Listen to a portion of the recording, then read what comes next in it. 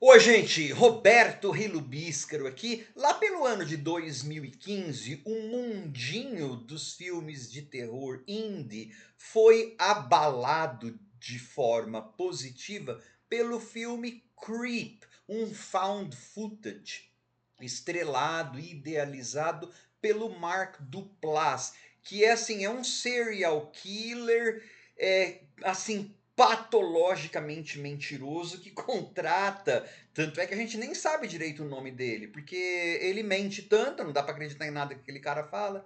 Ele contrata um videógrafo, videomaker, para fazer uma filmagem dele, mas a gente sabe que ele tem outras intenções, tá? Tem uma hora, inclusive, que ele abre um armário e tem um monte de fitas. Isso vai ser o gatilho para a série, primeira temporada da série que eu vou comentar aqui nesse vídeo, né?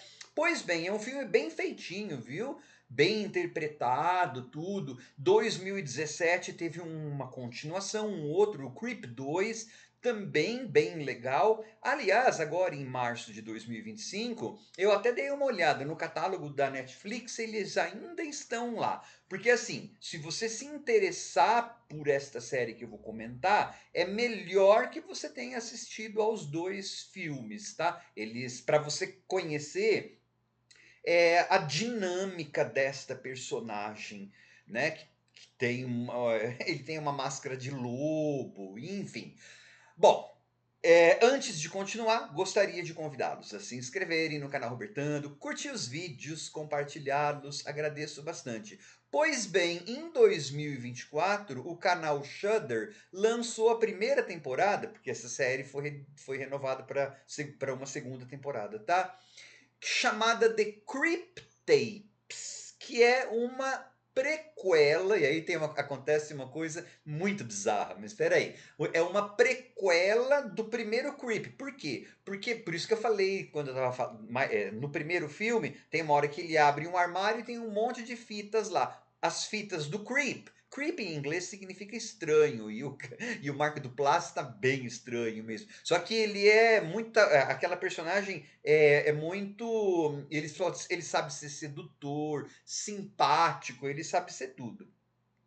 Então é assim, é uma prequela, só que é uma prequela que foi gravado 10 anos depois do filme original, né? Do filme que tem, onde você tem essas fitas. Então, na verdade, hoje em dia o Mark Duplass está com cinquentão já. Então, assim, as fitas que estavam naquele armário do primeiro filme apresentam uma personagem assim 10 anos mais velha. Mas tudo bem, isso aí a gente tem que fazer um monte de suspensão de descrença.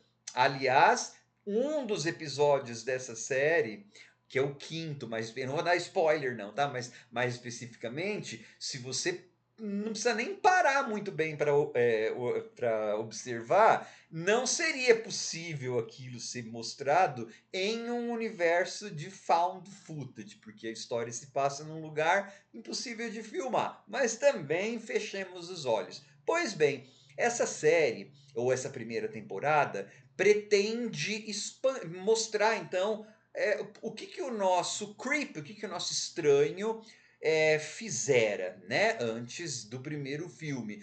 E o que, que ele fazia? Ele matava. Então é como se você estivesse fazendo um diálogo, um diário de um assassino em série.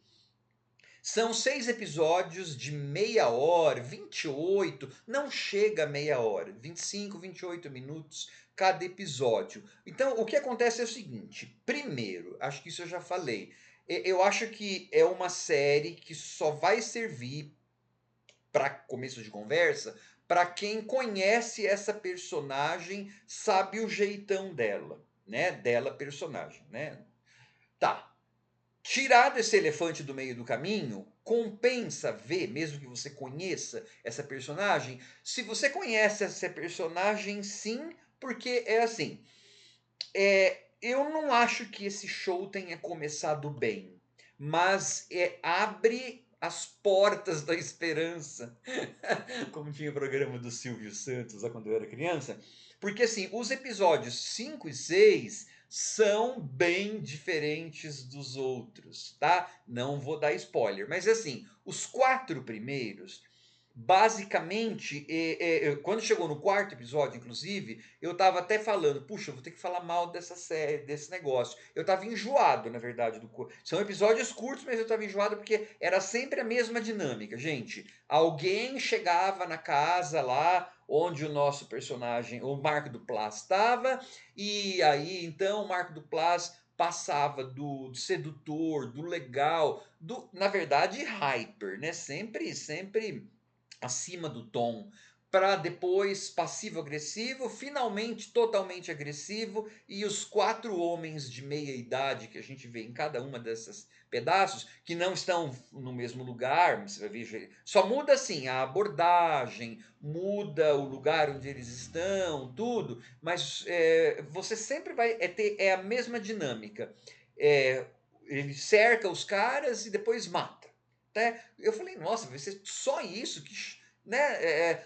E aí cada um dos episódios, o Marco Duplass, eu falo Marco Duplass, gente, porque a gente nem tem um nome. Cada hora esse personagem, um nome, ele é um patológico mentiroso, né? Mentiroso patológico.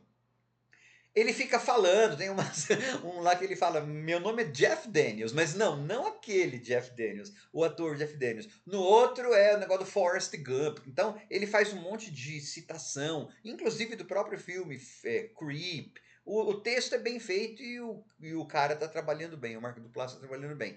É um elenco sempre pouquinho, né? E assim, só que para quem já conhece os primeiros 2 filmes, aquela dinâmica que ele estabelecia com as vítimas, A, a gente já conhecia, e B, mesmo não querendo ver de novo, com 20 minutinhos, você não consegue ter muito. Então, assim, eu falei, tá, que bobeira isso, né? Só que depois, no 5º episódio, tem, porque ele usa uma máscara de vez em quando.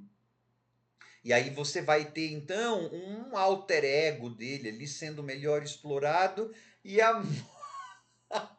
e o episódio eu terminei dando uma gargalhada, porque é tão legal a morte, não é gore, não é nada, porque é de baixíssimo orçamento e é found footage, então, mas é tão bem bolado o negócio que eu falei, esse episódio é legal. E aí chegou o 6º episódio, que aí ele vai encontrar uma pessoa do universo dele, universo emocional. E aí vai justificar o nome Creep. É estranho, bizarro, assim. Então, e abre um pouco para a gente conhecer um pouquinho mais essa personagem. Então é assim, é, parece que nestes 2 últimos episódios, a mitologia está expandindo, o que abre esperança para que uma segunda temporada não seja apenas uma repetição de como foram os 4 primeiros episódios dessa temporada, de ele atraindo alguém, passando conversa, sendo simpático, mas sempre simpático, assim, pegajoso, do passivo-agressivo para depois agressivo, para depois deixar a pessoa encurralada e morrer, e matar. Morte sem graça, porque, né, é o found footage. Os 2 últimos episódios dão uma, assim, tá, espero que, tá indo para caminho diferente. Eu espero que o Mark Duplass e os seus comparsas sejam espertos o suficiente para aproveitarem esse caminho que eles mesmos estão abrindo, né? E proporcionarem a gente que gosta dessa personagem com uma segunda temporada em que você tem uma maior diversidade nas histórias, uma maior diversidade nas ações. Então é assim, por enquanto, eu sei lá, provisoriamente eu digo, tá em fase de teste para mim.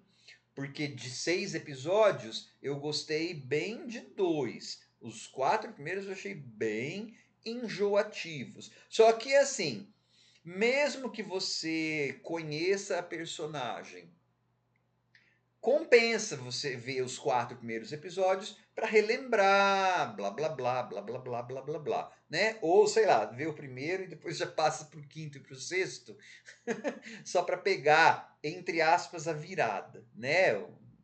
Eles são independentes, então não tem problema. Não é uma história que, né, uma coisa dependa da outra, tá? É que eu achei esses dois, é que assim, a, o jeito que o que acontece no quinto episódio acaba tendo mais destaque e mais ênfase porque a gente estava enjoado, eu no meu caso, não sei se vocês vão enjoar, porque eu já estava enjoado da dinâmica dos 4. Então aí, então, é claro, o quinto episódio, olha que legal, e quando teve, né, o desfecho, eu ri. Então é assim, se você gosta da personagem, aguenta os 4 episódios. O Marco Duplass tá bom, né?